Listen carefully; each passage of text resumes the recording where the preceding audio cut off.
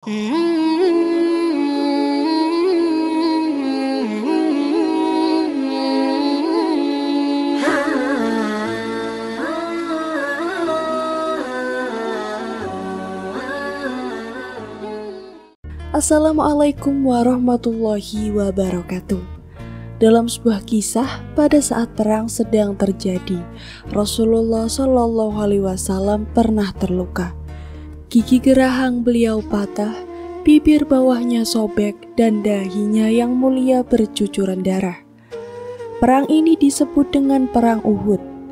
Perang ini dikenal dengan nama gunung tempat terjadinya peperangan antara kaum kafir Quraisy dan kaum muslimin. Gunung Uhud terletak di sebelah utara kota Madinah. Perang ini merupakan rangkaian peristiwa yang menjadi cobaan dan ujian bagi hamba-hamba Allah yang beriman. Tujuan dari Perang Uhud adalah untuk mempertahankan eksistensi agama Islam dan memperjuangkan kaum muslim dari serangan kaum kafir Quraisy yang ingin menghancurkan kejayaan Islam. Pertempuran ini berlangsung sengit antara kaum musyrikin dengan kaum muslimin. Tahlan bin Abi Tahlan Al-Abdari dari pasukan kaum musyrikin keluar menentang duel pasukan kaum muslimin. Sedangkan dari pihak muslimin keluar Zubair bin Awam yang langsung melompat menyerangnya bagaikan seekor singa. Di sisi lain, Abu Dajanah yang mendapatkan pedang Rasulullah Shallallahu Alaihi Wasallam langsung menyerang dengan penuh keberanian dan membunuh siapa saja orang musyrikin yang menghadangnya. Begitu pula paman Rasulullah Shallallahu Alaihi Wasallam, Hamzah bin Abdul Muthalib, yang menyerbu hingga ke tengah-tengah pasukan kaum musyrikin. Pasukan pemanah yang berada di Bukit Ainain turun memberikan andil besar dalam pertempuran ini. Mereka menghujani pasukan musyrikin dengan anak panah mereka, sehingga membuat pasukan kaum musyrikin kocar-kacir dan banyak berguguran. Setelah pasukan musyrikin kocar-kacir meninggalkan medan pertempuran, pasukan kaum muslimin mulai mengumpulkan harta rampasan perang. Regu pemanah yang berada di Bukit Ainain seketika turun dari pos penjagaan dan lupa akan tugas utamanya karena tergoda oleh harta dunia. Singkat cerita, setelah kaum musyrikin mendengar berita bahwa pasukan kaum muslimin turun dari bukit, yang awalnya melarikan diri berbalik arah ke kembali menyerang pasukan kaum muslimin. Akhirnya pasukan kaum muslimin kacau balau. Banyak di antara mereka yang terbunuh, salah satunya adalah paman Rasulullah, yaitu Hamzah bin Abdul Muthalib. Di tengah situasi genting tersebut, kaum musyrikin mencoba mendekati Rasulullah Shallallahu Alaihi Wasallam, tetapi mereka dihadang oleh pasukan kaum muslimin yang berjumlah 9 orang, yaitu 7 orang dari sahabat Ansor dan 2 orang dari sahabat Muhajirin. Meskipun para sahabat berusaha sekuat tenaga melindungi Rasulullah, kaum musyrikin tetap berhasil menerobos pertahanan kaum muslimin dan menyerang Rasulullah Shallallahu Alaihi Wasallam hingga mengakibatkan wajah beliau terluka.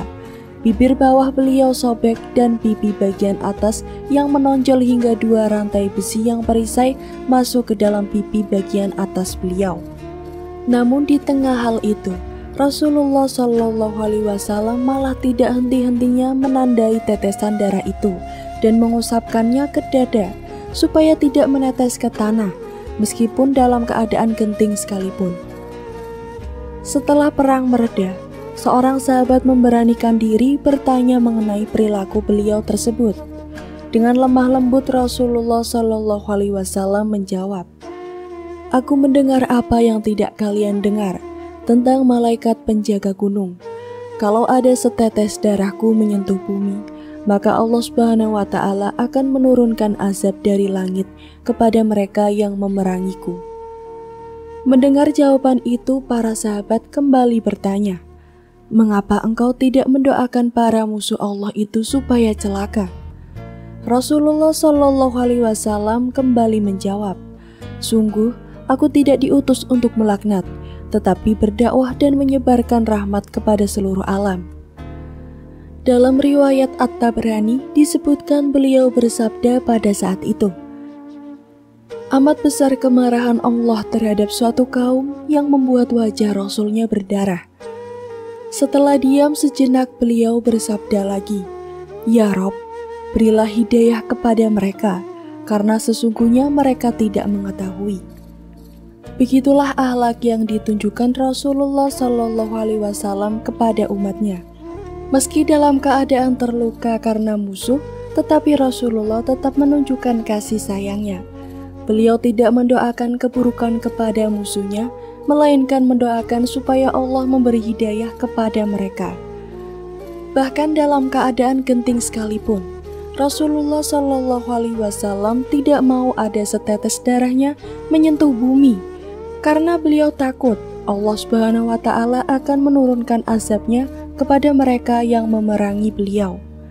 Dalam paparan di atas, terdapat beberapa nilai-nilai pendidikan akhlak yang ditunjukkan oleh Rasulullah Shallallahu Alaihi Wasallam.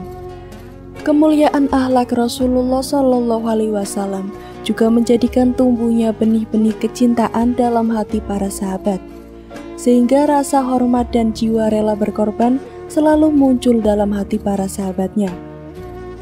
Secara tidak langsung, Rasulullah Shallallahu Alaihi Wasallam juga memberikan pengajaran kepada kita supaya tidak pernah mendoakan keburukan kepada orang yang telah menyakiti kita, melainkan dengan mendoakan supaya Allah Subhanahu Wa Taala mengampuni dan memberikan hidayahnya kepada orang yang telah menyakiti kita. Seandainya Rasulullah Shallallahu Alaihi Wasallam membiarkan darahnya menyentuh bumi, maka sudah jelas kaum musyrikin akan kalah telak dan kerugian tidak akan menimpa kaum muslimin atas kekalahannya. Untuk itulah peperangan ini merupakan ujian dalam keimanan dan akidah umat Islam, agar selanjutnya umat Islam dapat memetik hikmah dari peristiwa tersebut dan menjadikannya sebagai teladan. Semoga kita tergolong umat yang mampu meneladani Rasulullah Shallallahu Alaihi Wasallam dalam mengarungi kehidupan. Amin amin ya robbal alamin. Sekian dari saya, jangan lupa untuk klik like, komen, subscribe channel ini agar tak ketinggalan cerita menarik lainnya. Wassalamualaikum warahmatullahi wabarakatuh.